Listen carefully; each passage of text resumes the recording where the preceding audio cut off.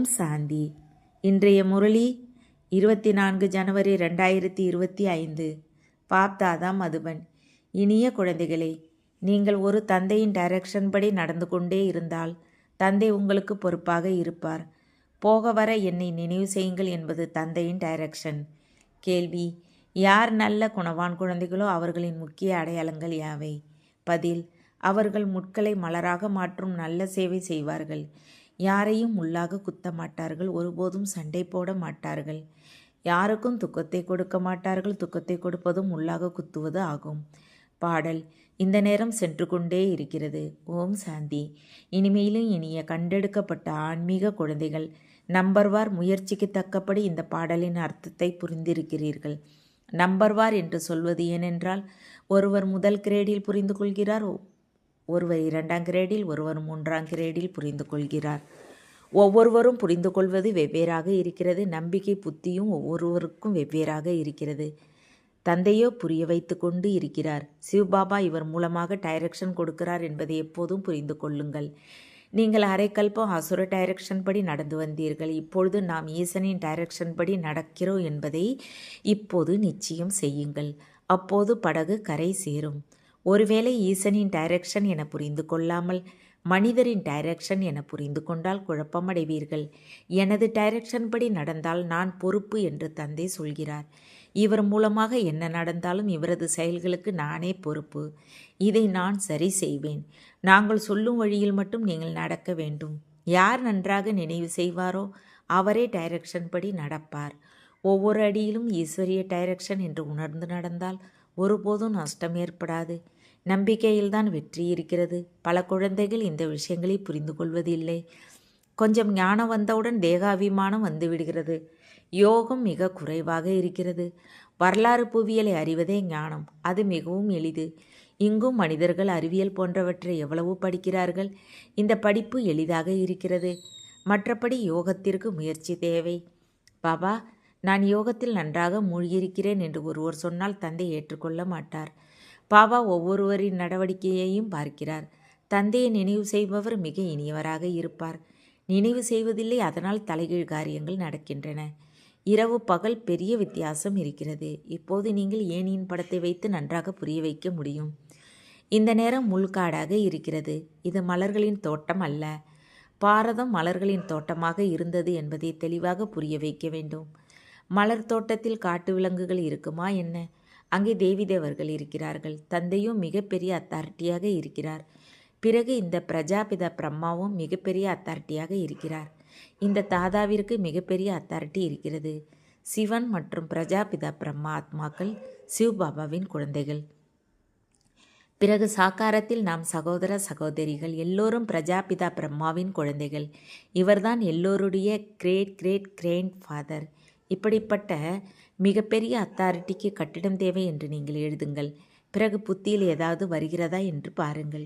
சிவபாபா மற்றும் பிரஜாபிதா பிரம்மா, அவர் ஆத்மாக்களின் தந்தை. இவர் எல்லா மனிதர்களுக்கும் தந்தை. இந்த பாயிண்டை மிக நன்றாக புரிய வைக்க வேண்டும். எனினும் குழந்தைகள் முழுமையாக புரிய வைப்பது இல்லை, மறந்து விடுகிறார்கள். ஞானத்தின் அகங்காரம் ஏறிவிடுகிறது. பாப்தாதாவையே வெற்றி பெற்றதைப் போல ஆகிவிடுகிறார்கள். என்னை சொல்ல வேண்டாம் என்று இந்த தாதா சொல்கிறார். சிவபாபாவே புரிய வைக்கிறார் என்று எப்போதும் புரிந்து கொள்ளுங்கள். அவரது வழியில் செல்லுங்கள். என்னென்ன செயல்களை செய்யுங்கள், அதற்கு நான் பொறுப்பு என்று ஈசனை நேரில் வழி சொல்கிறார். ஈசனின் வழியில் செல்லுங்கள். இவர் ஒன்றும் ஈசன் இல்லை. நீங்கள் ஈசனிடமிருந்து படிக்க வேண்டும். ஈசன் இந்த டைரக்ஷன் கொடுக்கிறார் என்று எப்போதும் புரிந்து கொள்ளுங்கள். இந்த லட்சுமி நாராயணரும் பாரதத்தின் மனிதர்களாகவே இருந்தார்கள். அவர்கள் எல்லோரும் மனிதர்களாகவே இருக்கிறார்கள். எனினும் அவர்கள் சிவாலயத்தில் இருப்பவர்கள். அதனால் எல்லோரும் தலை வணங்குகிறார்கள். எனினும் குழந்தைகள் முழுமையாக புரிய வைப்பது இல்லை. தனது போதை எறிவிடுகிறது. குறைகள் பலரிடம் இருக்கின்றன. யோகம் எப்போது முழுமையாக இருக்குமோ அப்போது விக்கர்மம் விநாசம் ஆகும். உலகின் எஜமானராவது ஒன்றும் சித்தி வீடு கிடையாது. மாயா நன்றாக மூக்கை பிடித்து சாக்கடையில் தள்ளிவிடுவதை பாபா பார்க்கிறார். தந்தையின் நினைவில் அதிக குஷியில் மலர்ந்து இருக்க வேண்டும். குறிக்கோள் முன்னால் நிற்கிறது. நாம் இந்த லட்சுமி நாராயணரை போல மாறிக்கொண்டு இருக்கிறோம். மறக்கும் போதும் மகிழ்ச்சியின் அளவு அதிகமாகாது. எங்களை யோகத்தில் அமர வையுங்கள். வெளியில் எங்களால் நினைவு செய்ய முடியவில்லை என்று சொல்கிறார்கள். நினைவில் இருப்பதில்லை. அதனால் அவ்வப்போது பாபாவும் புரோகிராம் அனுப்புகிறார். எனினும் நினைவில் ஒன்றும் அமர்வது இல்லை. புத்தி இங்கும் அங்கும் அலைந்து கொண்டு இருக்கிறது. பாபா தனது உதாரணத்தை சொல்கிறார். நாராயணரின் நல்ல பக்தராக இருந்தார். இங்குமங்கும் நாராயணரின் சித்திரத்தை வைத்திருந்தார். இருந்தும் பூஜை செய்யும் பொழுது புத்தி இங்கும் அங்கும் ஓடியது. இதிலும் இப்படி ஆகிறது. போக வர தந்தையை நினைவு செய்யுங்கள் என்று தந்தை சொல்கிறார். எனினும் சகோதரி நேஷ்டாவில் அமர வைக்க, அதாவது யோகத்தில் அமர்ந்து திருஷ்டி கொடுத்து யோகம் செய்ய வைக்க வேண்டும் என்று சிலர் சொல்கிறார்கள். நேஷ்டாவிற்கு என்ற அர்த்தமில்லை. நினைவில் இருங்கள் என்று தந்தை எப்போதும் சொல்கிறார். சில குழந்தைகள் நேஷ்டாவில் அமர்ந்திருக்கும் போது தியானத்திற்கு சென்று விடுகிறார்கள். அப்போது ஞானமும் இருப்பதில்லை, நினைவும் இருப்பதில்லை. அல்லது தூங்கிவிட ஆரம்பிக்கிறார்கள். பலருக்கு பழக்கம் ஏற்பட்டு இருக்கிறது. இது அற்பகால சாந்தியாக ஆகிறது.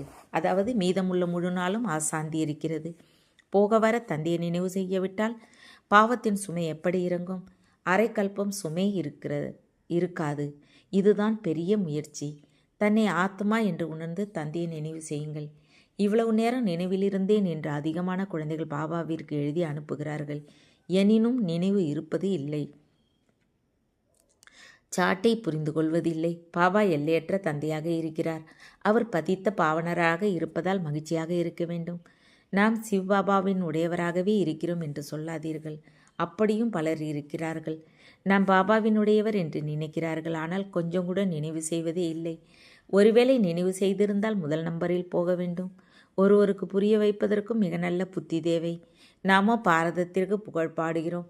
புதிய உலகில் ஆதி சனாத்தன தேவி தேவர்களின் ராஜ்யம் இருந்தது. இப்போது இருப்பது பழைய உலகம்.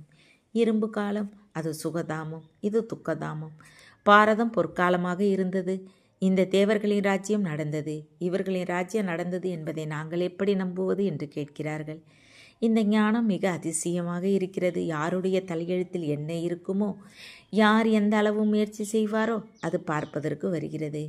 நீங்கள் நடவடிக்கையால் அறிகிறீர்கள். கலியுகத்தில் இருப்பவர்களும் மனிதர்களே, சத்தியுகத்தில் இருப்பவர்களும் மனிதர்களே.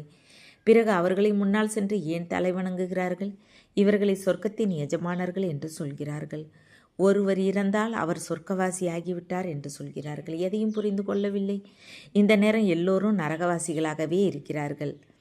அடுத்த பிறவியையும் நிச்சயம் இங்கேயே எடுப்பார்கள். பாபா ஒவ்வொருவருடைய நடத்தையும் பார்த்து கொண்டுதான் இருக்கிறார்.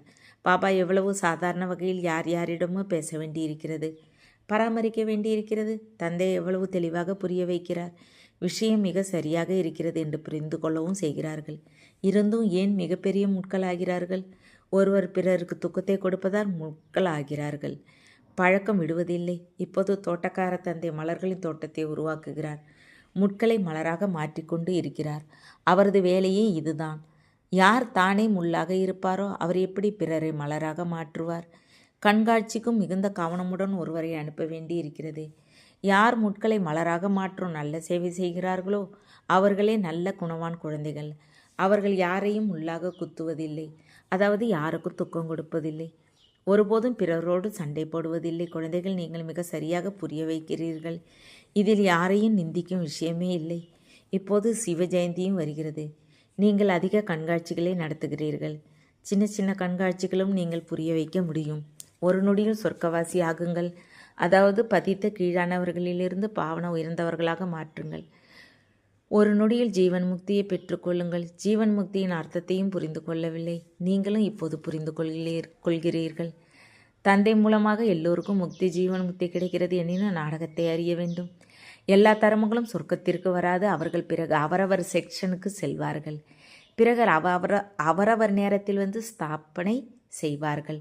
மரத்தில் எவ்வளவு தெளிவாக இருக்கிறது. ஒரு சத்குருவை தவிர சத்கதி கொடுக்கும் வள்ளலாக வேற யாரும் இருக்க முடியாது. மற்றபடி பக்தி கற்பிப்பவராக எண்ணற்ற குருமார்கள் இருக்கிறார்கள். சத்கதி கொடுப்பதற்கு எந்த மனித குருவும் இருக்க முடியாது. எனினும் புரிய வைப்பதற்கு அறிவு தேவை. இதற்கு புத்தியை வேலை வாங்க வேண்டி இருக்கிறது. நாடக விளையாட்டு எவ்வளவு அதிசயமாக இருக்கிறது. உங்களிலும் வெகு சிலரே இந்த போதையில் இருக்கிறார்கள். நல்லது. இனிமேலும் இனிமையான காணாமல் போய் கண்டெடுக்கப்பட்ட செல்ல குழந்தைகளுக்கு தாய் தந்தை பாப்தாதாவின் அன்பு நினைவுகள் மற்றும் காலை வணக்கம். ஆன்மீக குழந்தைகளுக்கு ஆன்மீக தந்தை நமஸ்தே. ஆன்மீக தந்தைக்கு ஆன்மீக குழந்தைகள் அன்பு நினைவுகள் மற்றும் நமஸ்தே. ராத்திரி வகுப்பு 18/3/68. நீங்கள் உண்மையில் சாஸ்திரங்களை விவாதிப்பதற்கு எந்த அவசியமும் இல்லை. முக்கியமாக இருப்பது நினைவின் விஷயம். பிறகு சிருஷ்டியின் முதலீடை கடைசியை பற்றி புரிந்து கொள்ள வேண்டும். சக்கரவர்த்தி ராஜா ஆக வேண்டும். இந்த சக்கரத்தை மட்டுமே புரிந்து கொள்ள வேண்டும். இதற்கே நொடியில் ஜீவன் முக்தி என்று பாடல் இருக்கிறது. அரைக்கல்பம் பக்தி நடக்கிறது, அதில் ஞானம் எம்மி கூட இல்லை என்பது குழந்தைகள் உங்களுக்கு ஆச்சரியமாக இருக்கலாம். ஞானம் தந்தையிடம் மட்டுமே இருக்கிறது. தந்தை மூலமாக அறிய வேண்டும். இந்த தந்தை எவ்வளவு அசாதாரணமானவர். அதனால் கோடியில் சிலரே வருகிறார்கள். அந்த டீச்சர்கள் அப்படி சொல்ல மாட்டார்கள். நானே அப்பா டீச்சர் சத்குரு என்று இவர் சொல்கிறார். அதை மனிதர்கள் கேட்டு ஆச்சரியமடைகிறார்கள். பாரதத்தை தாய்நாடு என்று சொல்கிறார்கள். ஏனென்றால் அம்பாளின் பெயர் மிக பிரசித்தமாக இருக்கிறது. அம்பாளிற்கு அதிக மேலாவும் நடக்கிறது. அம்பாள் என்பது இனிய வார்த்தை. சிறிய குழந்தையும் அம்மாவிற்கு அன்பு காட்டுகிறது. ஏனென்றால் அம்மா உணவூட்டி பரிமாற்றுகிறார், பராமரிக்கிறார். இப்போது அம்பாளுக்கு பாபாவும் தேவை. இந்த மகள் தத்தெடுக்கப்பட்டவர், கணவரோ கிடையாது. இது புது விஷயம். பிரஜா பிதா பிரம்மா நிச்சயம் தத்தெடுப்பார். இந்த எல்லா விஷயங்களையும் தந்தையே வந்து குழந்தைகள் உங்களுக்கு புரிய வைக்கிறார். அம்பாளுக்கு எவ்வளவு மேலா நடக்கிறது, பூஜை நடக்கிறது. ஏனென்றால் மகள் அதிக சேவை செய்திருக்கிறார். மம்மா எத்தனை பேருக்கு பாடம் கற்பித்திருப்பாரோ அவ்வளவு வேற யாரும் கற்பிக்க முடியாது. மம்மாவின் பெயர் மிக பிரசித்தமாக இருக்கிறது. மேலாவும் மிக பெரியதாக நடக்கிறது. தந்தையே வந்து படைப்பின் முதல் இடை கடைசியின் முழு ரகசியத்தையும் குழந்தைகள் உங்களுக்கு புரிய வைப்பது இப்போது குழந்தைகள் உங்களுக்கு தெரியும். உங்களுக்கு தந்தையின் வீடும் தெரிந்துவிட்டது. தந்தையிடம் அன்பும் இருக்கிறது. வீட்டின் மீதும் அன்பு இருக்கிறது. இந்த ஞானம் இப்போது உங்களுக்கு கிடைக்கிறது. இந்த படிப்பால் எவ்வளவு வருமானம் கிடைக்கிறது. அதனால் மகிழ்ச்சி ஏற்பட வேண்டும். நீங்களும் முற்றிலும் சாதாரணமாக இருக்கிறீர்கள். உலகத்திற்கு தெரியாது. தந்தை வந்து இந்த ஞானத்தை சொல்கிறார். தந்தையே வந்து புது புது விஷயங்களை குழந்தைகளுக்கு சொல்கிறார். எல்லையற்ற படிப்பால் புதிய உலகம் உருவாகுகிறது. பழைய உலகின் மீது வைராக்கியம் வருகிறது. குழந்தைகள் உங்கள் மனதில் ஞானத்தின் மகிழ்ச்சி இருக்கிறது. தந்தையையும் வீட்டையையும் நினைவு செய்ய வேண்டும். எல்லோரும் வீட்டிற்கு சென்றே ஆக வேண்டும். குழந்தைகளே, நான் உங்களுக்கு முக்தி, ஜீவன் முக்தியின் ஆஸ்தி கொடுப்பதற்காக வந்திருக்கிறேன் என்று தந்தை அனைத்து குழந்தைகளுக்கும் சொல்கிறார் தானே. பிறகு ஏன் மறந்து போகிறீர்கள்? நான் உங்கள் எல்லையற்ற தந்தை ராஜயோகத்தை கற்பிக்க வந்திருக்கிறேன். நீங்கள் ஸ்ரீமத்துப்படி நடக்க மாட்டீர்களா? பிறகு அதிக நஷ்டம் ஏற்படும். இது எல்லையற்ற நஷ்டம். தந்தையின் கரத்தை விட்டால் வருமானத்தில் நஷ்டம் ஏற்படும். நல்லது. Good night. ஓம் சாந்தி. தாரணிக்கான முக்கிய சாரம் 1. ஒரு தந்தையின் நினைவால் மிக அன்பானவராக வேண்டும். போக வர காரியங்களை செய்யும்போது நினைவில் இருக்கும் பயிற்சி செய்ய வேண்டும். தந்தையின் நினைவாலும் மகிழ்ச்சியாலும் மலர்ந்து இருக்க வேண்டும். 2. ஒவ்வொரு அடியிலும் ஈஸ்வரிய டைரக்ஷன் படி நடந்து ஒவ்வொரு காரியத்தையும் செய்ய வேண்டும். உங்கள் பெருமையை, அதாவது தேக அபிமானத்தை காட்டக்கூடாது. எந்த தலைகீழ் வேலையும் செய்யக்கூடாது. குழப்பமடையக்கூடாது. வரதானம். சாதாரண கர்மம் செய்தாலும் உயர்ந்த ஸ்திதியில் உறுதியாக இருக்கும். சதா டபுள் லைட் ஆகுங்க. தந்தை சாதாரண உடலை பெறுகிறார். நீங்கள் எப்படி பேசுகிறீர்களோ அப்படியே பேசுகிறார், அப்படியே நடத்துகிறார். அவரது செயல் சாதாரணமாக இருந்தாலும் ஸ்திதி உயர்வாக இருக்கிறது. அப்படி குழந்தைகள் உங்கள் ஸ்திதியும் சதா உயர்வாக இருக்க வேண்டும். டபுள் லைட் ஆகி உயர்ந்த ஸ்திதியில் உறுதியாக இருந்து எந்த சாதாரண செயலை வேண்டுமானாலும் செய்யுங்கள். அவதரித்து அவதாரமாகி உயர்ந்த செயலை செய்வதற்கு வந்திருக்கிறேன் என்பது எப்போதும் நினைவில் இருக்க வேண்டும். அப்போது சாதாரண கர்மம் அலௌகிக கர்மமாக மாறிவிடும். ஸ்லோகன். ஆன்மீக பார்வையையும் உணர்வையும் பயிற்சி செய்பவரே பவித்திரத்தை எளிதாக தாரணை செய்ய முடியும். உங்கள் சக்திசாலி மனதின் மூலமாக சகாஸ் கொடுக்கும் சேவை செய்யுங்கள். எந்த அளவு தன்னை மன வலிமையில் மன சேவையில் பிஸியாக வைப்பீர்களோ அந்த அளவு எளிதில் மாயாஜீத் ஆவீர்கள். உங்களுக்காக மட்டும் உணர்ச்சி வசப்படாதீர்கள். ஆனால் உங்கள் சுவபாவனை மற்றும் சுவ விருப்பத்தால் பிறரையும் மாற்றும் சேவை செய்யுங்கள். பாவனை மற்றும் ஞானம், அன்பு மற்றும் யோகம் இரண்டிற்கும் சமநிலை இருக்க வேண்டும். கல்யாணக்காரி ஆகி இருக்கிறீர்கள். இப்போது எல்லையற்ற உலக நன்மை செய்பவர் ஆகுங்கள். ஓம் சாந்தி. தேங்க்ஸ் பாபா.